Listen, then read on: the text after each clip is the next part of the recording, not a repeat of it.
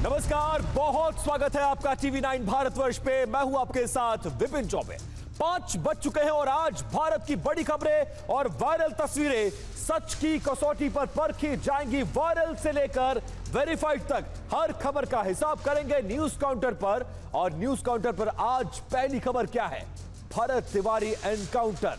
जिस एनकाउंटर पर सवाल खड़े किए जा रहे हैं और यह कहा जा रहा है कि जब एक शख्स जिस पर एक शांति भंग का मुकदमा भी नहीं था, अगर वो सरेंडर कर दिया, फिर एनकाउंटर किस बात का? UEM जयपुर एक आदर्श लक्ष्य है। भावी छात्रों के लिए अच्छी नौकरी, भविष्य के लिए तैयार कौशल के साथ अच्छी शिक्षा। और भरत तिवारी के एनकाउंटर की बात करने जा रहे हैं क्योंकि भरत तिवारी का एनकाउंटर और इस बहाने बिहार में एक बार फिर से अगड़ा और पिछड़े की लड़ाई शुरू हो गई है।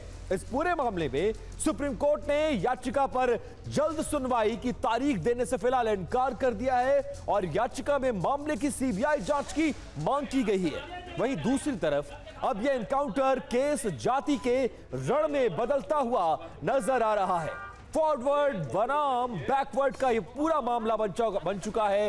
एक तरफ भारत तिवारी के डिफेंस में एनडीए के ही अगड़े लीडर एक्टिव हो गए हैं और दूसरी तरफ जीतन राम मांझी जैसे कई नेता पुलिस को डिफेंस करने में मैदान में कूद पड़े हैं।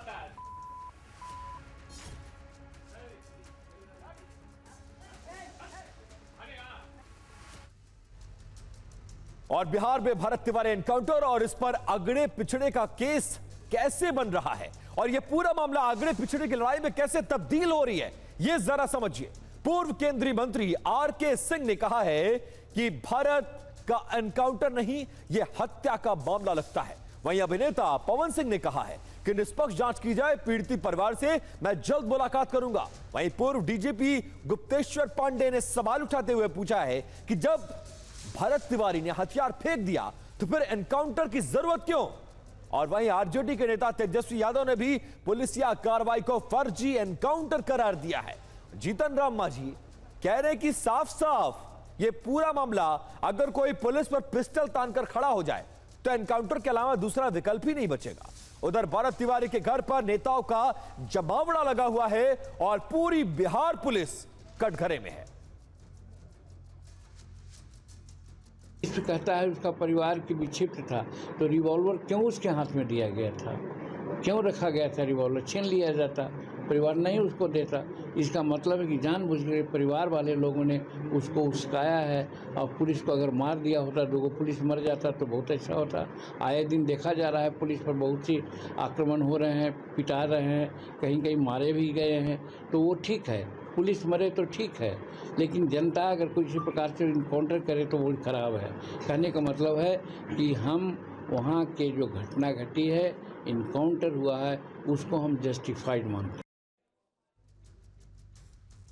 अब उन नेताओं के बयान को सुनिए जो इस एनकाउंटर को हत्या करार दे रहे हैं और सरकार का विरोध कर रहे हैं।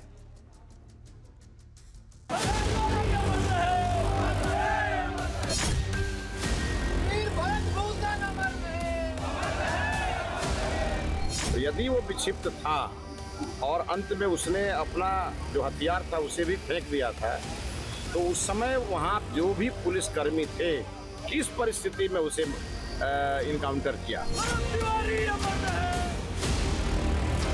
हमारी सरकार में ब्राह्मणों को टारगेट नहीं किया जा सकता है। मैं ब्राह्मण हूँ, किसका मजाल? अगर गोली मारना है तो आओ यहाँ गोली मारो। किसका मजाल है? अभी पुलिस प्रशासन के लोग सरकार को गुमराह मत करें, सरकार को अंधकार में मत रखें। सरकार जब ये कहती है कि कोई भी अपराधी वो बचेगा नहीं, तो वो सिर्फ अपराधी ही नहीं होता है, अगर पुलिस भी कोई अपराध करता है तो वो भी नहीं बचना चाहिए, उस पर भी कार्रवाई होनी चाहिए।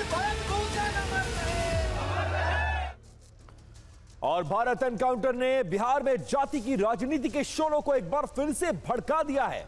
अगड़ा पिछड़ा की राजनीति बिहार की पुरानी पहचान रही है। पिछले महीने ही बिहार में जाति को देखकर एनकाउंटर को लेकर जुबानी जंग छिड़ी थी। उस वक्त सीएम की कुर्सी पर बैठे सम्राट चौधरी ने जाति और एनकाउंटर को लेकर बहुत ज्यादा विवादित बयान दिया था।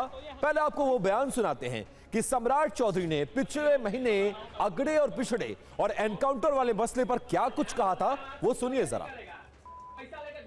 कुछ लोग तो ये पूछ रहे हैं आजकल कि पुलिस इनकाउंटर यदि होता है तो उसमें जाति भी पूछना चाहिए। तो मैं तो पुलिस वाले को कहूंगा, भाई पूछो, जाति पूछकर ही गोली चलाइएगा, इसे मत चलाइए। मतलब क्या कॉमन सेंस लोग यूज कर रहे हैं। और बिहार की पुलिस को मैंने जरूर कहा है, इसमें कहीं दो मत नहीं है, कि कोई यदि पुलिस को चैलेंज करता है तो उसको 48 घंटे में जवाब देना है, ज्यादा लेट नहीं। अब ये जान लीजिए कि भरत तिवारी केस में कब क्या हुआ, किसने क्या कहा और कैसे इस एनकाउंटर को अंजाम दिया गया। बिग बॉल पर लेकर आ रहा हूं और कुछ डिटेल्स एंड ग्राफिक्स उसके जरिए इस पूरे मामले को समझने की कोशिश करते हैं। 14 जून देखिए, हथियार के साथ एक वीडियो वायरल होता है जिसमें भरत तिवारी नाम का एक शख्स पुलिस पर हथियार थाने पिस्टल थामे हुए और नजर आता है। उसको पकड़ने के लिए 14 जून को पुलिस पहुंचती है। उसके बाद वहां पर गहमा गहमी और इस पूरे मामले को वो फेसबुक पर प्रसारित करता है।